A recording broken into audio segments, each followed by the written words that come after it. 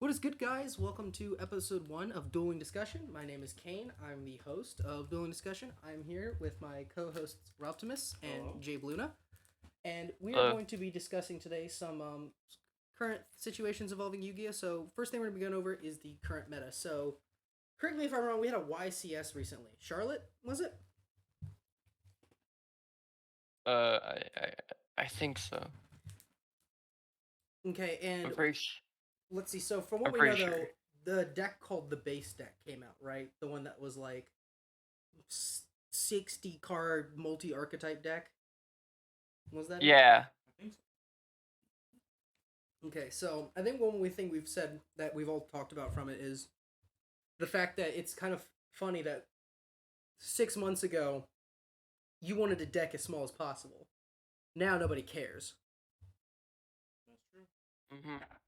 True. Is true.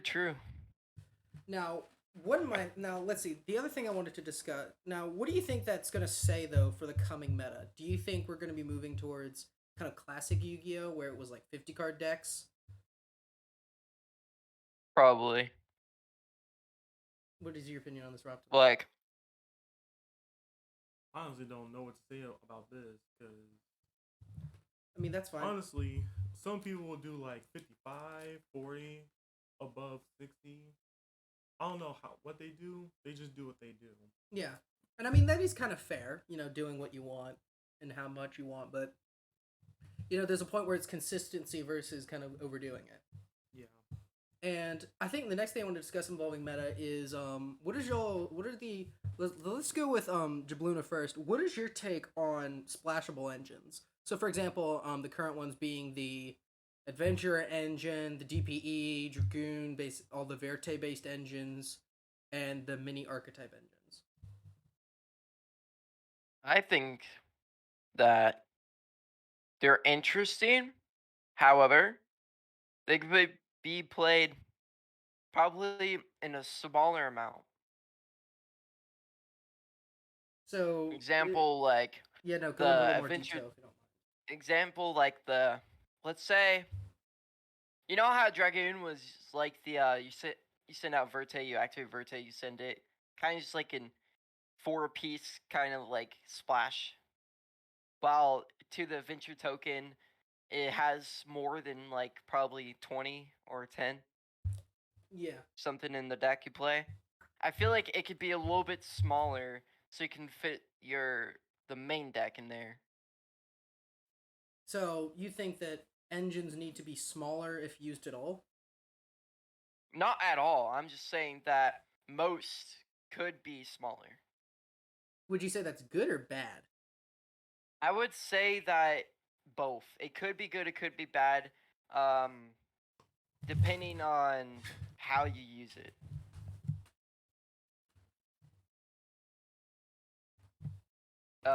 For example, let's say right now the splash adventure token has been doing pretty well because of the combo plays, obviously.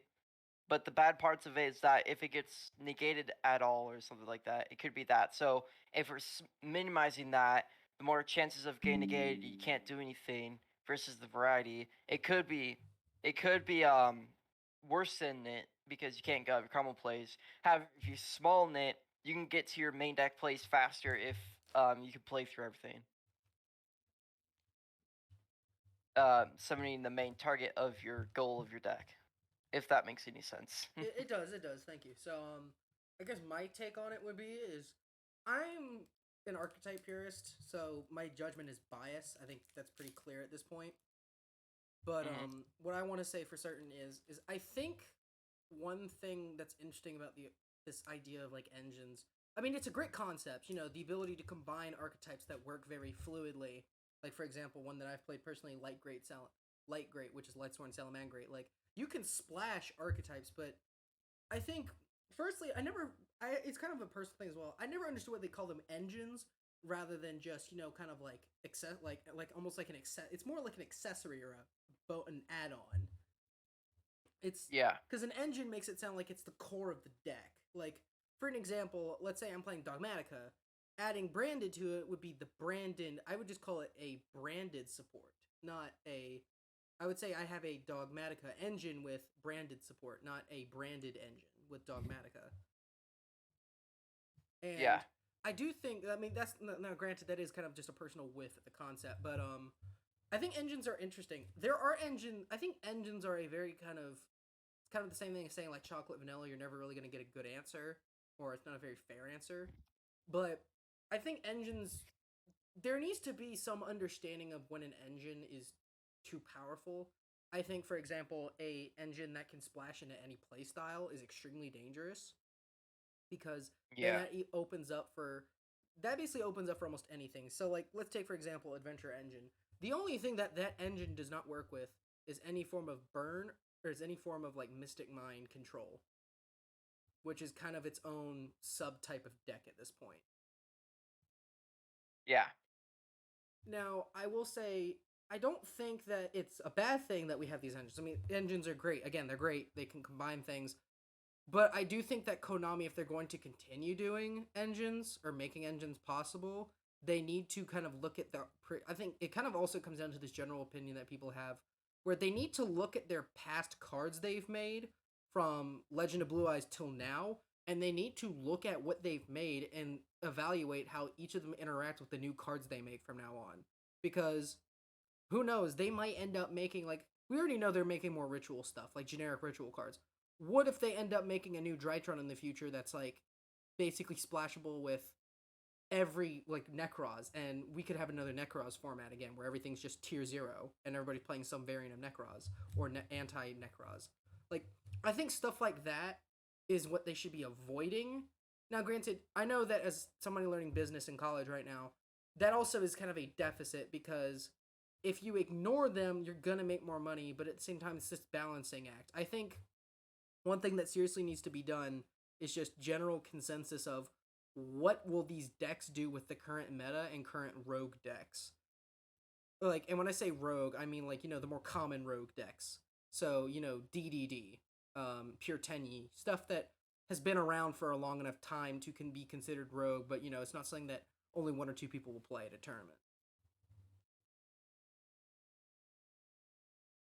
And I think the only other quip I have on that is there are I think the only engine I've ever had concern for has to be Adventurer, just because of like the variability that that thing can provide for everybody else. Like, for example, Adventurer Prank Kids, that's a free Nibiru negate, so basically they can do everything they want in their turn without any consequence. Would you Yeah. agree with me on that statement, Jabluna? Yeah, I would. Now, I granted as well though. I do like the fact as well that if they did the good thing about the Adventure engine is I know people who play pure Adventure. It's extremely clunky, but as a single kind of collection of cards, not a full deck, it does do well. It's one of those decks that is better in a smaller capacity. Now, granted, I do think as well though that's kind of what Konami's done, where they've made archetypes that are kind of meant to be engines themselves. What's a good example? I wouldn't. What is a good example y'all could think of that's like it's an engine sort of? It's like an archetype that's used to support other ones. Oh, I would okay. say Infernity or Agnister. Like they Frogs. use Cyberses. You can do like other combos with other kind of Cybers monsters. I mean, true. Well, Jabluna, your opinion? I have to agree. They're kind of like what archetype was that? He said It's kind. Adagnisters, Infernity, stuff like Yeah. that. Like Yeah. they're kind of on their own. Like they can really be played with anything else. Yeah. Kind And of like back in the day when Frog was being mixed around. Frog was in everything. It just depends on the Yeah. archetype of what they can really do. Yeah. Yeah, it's completely dependent on what the archetype does. Now, onto the no, hang on. What was your? Did you have anything you wanted to say on just engines in general, Optimus? No, but I would say on one thing, like you said about the how big like the 40 or 60 cards. Well, I prefer I would like do 40 well, if y'all want to or not, is my opinion, because when I do like 40, I get like the cards that I usually want, and like if I get like 60 cards, it'll be difficult for me to like draw the cards that I need. Like I'll get a brick hand, like get all spells, So no your monsters. statement. So you're saying you're standing on deck sizes. You do it for consistency, not for addition. Yes. Okay. Now let's see. The third one I have listed mentally, of course, was kind of looking at the past formats and try to kind of collectively agree on what we've learned. So I want to go over some very big formats. So and just kind of events in Yu-Gi-Oh. So let's go ahead and say this: Phantom Darkness from what was it, 2008, I think.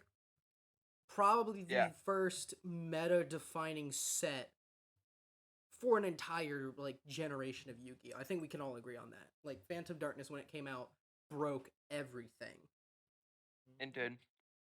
And some people kind of think that the first deck Vrains, kind of Vrains era booster set, I don't remember its name. I think it was like Code of the Duelist or something like that. But that was also one of the meta defining ones. Also, along with that, the first set for 5Ds, because they introduced a new mechanic, but they also did it in such a unique way. Yeah. Now, if we go now, the only other thing I'd say, I mean, currently the only set that's ever warped the meta has been Burst of Destiny and Grand Creators, which were indirectly back to back in terms of major sets. So I think we can kind of just say with a grain of salt, that was more just a point in time where it was just better card production or just better output of like what was given. Yeah. Now, on to formats. I think what we need to discuss is I know a lot of people still play it. I still play it all the time when I can, but GOAT format. I think what we can learn from Yeah. GOAT format is the main like I'm a story writer, so I like to look at stories as like they have a lesson to them or some kind of hidden understanding, kind of like or some you're meant to learn something from it or have some symbolism to it. I think what we've learned from each of the formats has been some of the stuff as follows. So GOAT format showed us that Yu-Gi-Oh can be explosive in variability. There can be so many things going on. You can have decks that do all kinds of things and have a little bit of meta splash. You can have rogue decks that just played right can go absolutely crazy and beat the meta. But you also can just have a very enjoyable and very casual friendly format. Like, I mean, I know at the time it was the current meta, so everything was really expensive. I'm pretty sure it was said that during GOAT, Jinzo was like $20 to $60 depending on what part of GOAT format. Yeah. But I think as well though, it was the first serious format we've had. And it taught us that decks can be variable but also follow the meta staples. That is true. Now, if we go over the next one, I'm going to go ahead and just say dad format. First tier 0 format. And I think we've only had, from what I know about the history of the meta, we only had 3 or 4 of those. That Yeah. was like the serious first one though. Teledad, like all basically this was when dark monsters started exploding in power and very like just dark attribute monsters were very strong. So I'm pretty sure it was also said that I think wasn't there a tournament wasn't dad format considered tier 0 as well though because the main YCS of its time was just nothing but like dark arm dragon based decks, which is what dad stands for those who don't know.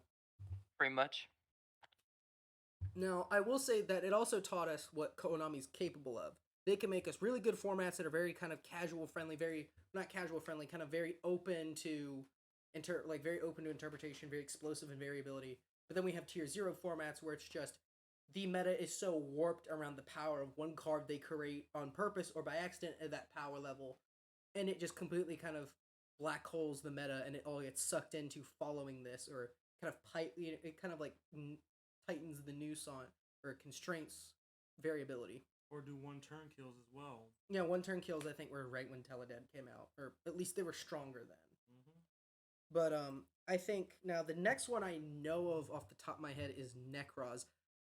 I mean, have either of you had any experience with Necros format? I did. What was your No. experience with it? I played on Duel Links. It was kind of frustrating at first, but once you get used to the like cards, like Necrons are types of monsters that are like changes your level. But, like for example, when you ritual summon one, they can't be like say the ritual monster is five like 10, right? You can't have like two monsters that are five. You have to like add up the numbers to make it like 10. Yeah. Now, I think as well though, Necros as a meta standard. I think honestly it was the first time. I think it was kind of like the dad thing where Konami realized, and it was just kind of a we screwed up. We don't know what we were doing, but we made them, Mm-hmm. and it ended up doing really well for them sales wise. But at the same time, it kind of made the.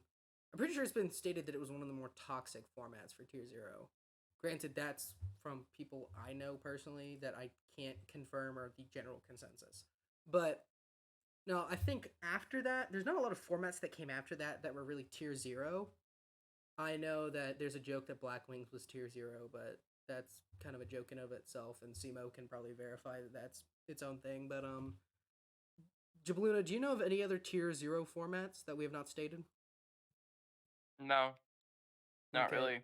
Now, I think one thing we can also say though is, this is kind of a general question I've been asked before from people who don't play Yu-Gi-Oh, but kind of like to watch the meta and just see kind of how cards and variety comes out. Would you agree? Would you say that we're heading more towards a kind of Tier Zero direction, or do you think we're about to hit another GOAT format with an explosion of variability? Or do you think it's kind of like a Probably two. 50-50? Kind of 50-50. I feel like that um we are, well, here's the thing, 50-50, but more on the tier 0 side, just because of how we're playing our combos and how explosive the decks are getting nowadays, and how insane we have built them around, and how much combos we have done with them. Yeah, That I and feel like that if it will be on the Go format side, most of the ban lists will hit will have to be like a really interesting ban list and unusual and it ban will have to list. ban like hundreds of cards, which I guess that's a good segue to kind of briefly go into that. However, I don't think Konami would go through hundreds of cards Well, to no, do no, no, no, that. no. They would go through like the staple cards that people have been talking about getting banned for years. Yeah. So I think we could briefly go into that. So some of the now the granted go ahead and people listening take this with a grain of salt. This is just our personal opinions from experiences with the cards. So the first one I want to go ahead and just knock off the list. Verte Anaconda. What is your opinions? Ban, errata, or limit? Ban. Okay, so we have one for ban. What about you, Optimus? I'll say banned as well. Okay, ban. I would agree Just ban saying. unless they can Not unless they are willing to errata the card. So you have to summon a Predaplant monster, plus or you're not gonna limit it because it's already being played at one. yeah, no, it's already being played at once, so there's no point in limiting it. But I do think as well though, they could just. I mean, if they don't want to get rid of it, I do understand that from people who play Predaplants. I'm trying to experiment with Predaplants with other fusion decks. Predaplants can work well on their own, but without Verte, they're basically losing half their skill. So I think if we're gonna have a compromise of letting the Predaplant players still have it, maybe errata it so it locks you into only summoning Predaplants that turn, and like that includes the Yeah. entirety of the turn you activate it. So you can't. It's kind of like how Red Eyes Fusion works, where as a spell itself, you can't just summon a bunch of stuff and then just drop it in. Now, granted, I do know people who also say if you were to do that, you could just then make a Predaplant engine that then links in everything that sets up for everything else. But I think that we can definitely say that Verte is itself probably one of the biggest gateways for fusion decks to survive. And as somebody trying to now play branded, I do appreciate its power, but at the same time, I can see why people want it fairly banned. And I do agree that it needs to be banned. I think it's either, again, errata it and make it so it locks you into you can only summon that monster is the last one you can summon that turn, or maybe you can only summon Predaplants once per turn, which or the rest of the entirety of that turn, which I think would be a smarter and a lot more fair decision to the people who play. It needs to have Predaplant. more restrictions onto Yeah, it. no, it just needs restrictions because the concept of just any fusion card copying its ability without the downside to it. I mean, even if they did that, where just and it includes the downsides of the card, That would be enough to completely throw it out of its power level. And then another link too we can go over is Helki Fibrax, or Needle Fiber, as most people call it from its original name, from its original OCG name. I think that I know Team APS just did a video and I listened to it on the car ride back to my dorm to kind of, and it came to mind. But I think Crystron Helki Firebrax is very simple. Just make it so it's Crystron tuners that you can summon from the extra deck and the main deck, and that would just make it easier. It would make it less powerful. It would make it still fair, because again, we need to realize that just because we have to look at this not just as meta but as casual players. If somebody were to play a pure Crystron deck for fun, then all of a sudden their deck is just completely demolished because of the shenanigans in the TCG and just the WCS, it's kind of understandable why they'd be upset. And I do know that some people don't play meta or like play competitively because of it. Now, Yeah. the third thing I want to go into, this one is dead in the water for the most part. Most people don't play it anymore, but I know that people still play it in Gravekeepers, especially just because of the power it has. What is the take on cards like Dragoon? I personally think that the only thing I'm going to say about that is, if we're going to ban it, it's really, again, a card that you have to ban or keep. But I think, and again, dead, kind of a semi-dead topic, but what is y'all's take on it? Should it be banned? Do y'all think it's not played enough to really matter anymore? It doesn't really matter anymore because it's not that bad to play with or play against it. To be honest with you, it's kind of fair. Well, I mean, yeah, you do have to just get a kaiju or something that generically. No, it's unaffected by the card effects. So can you kaiju Dragoon? Yeah, you can. Okay, so yeah, as long as it's got an out like a kaiju, we're fine. But what decks? It's not gonna be like every deck's gonna play kaiju. yeah, no, not every deck's gonna play it. Can't like just Here's what I think. People used to, but it's I feel just like it been should moving be away. affected. Well, no, it should be, obviously. I think it should. I mean, you could still ban it. Again, though, this is a lot of these meta cards right now are either ban or people playing them at once. So you either ban it or you don't. So that's definitely one thing. Next one, Artifact Scythe. Personally, I say ban because the fact that most people immediately go to destroy the back row anyway is kind of the bluff in of setting it, because you either summon your own DPE, pop it during your opponent's turn, or or something like, if you're a budget player like one of my good friends, you just double Cyclone it. All of a sudden, now you have this one card that's basically just halted the entirety of a turn. So I personally say ban. I would go to Scythe. ban. They need to ban it. We're supposed to have a ban list by now, aren't we? I'm Yeah. like 90% sure we're supposed to have a ban list, which I'm actually gonna check right now while we're doing this podcast. Let's see, Yu-Gi-Oh ban list. Has there been a new when was the last time they've updated this? Effective from February 7th. Yeah, no, they still haven't updated it. You think they would do it. Now, that kind of is another interesting question of itself, is what y'all think about the newer ban list things, which that's can be the next podcast. But alright, so the kind of finish out the ban list stuff. So next card I'm gonna say is hand traps. I don't think we need to affect hand traps. Hand traps are kind of varied in their play still. I know a lot of people who only play one of each hand trap, and some that play two, some that play full, because a certain type of negation is what's going to destroy them, so they play Ash in response. Or add a certain card from their deck to their hand.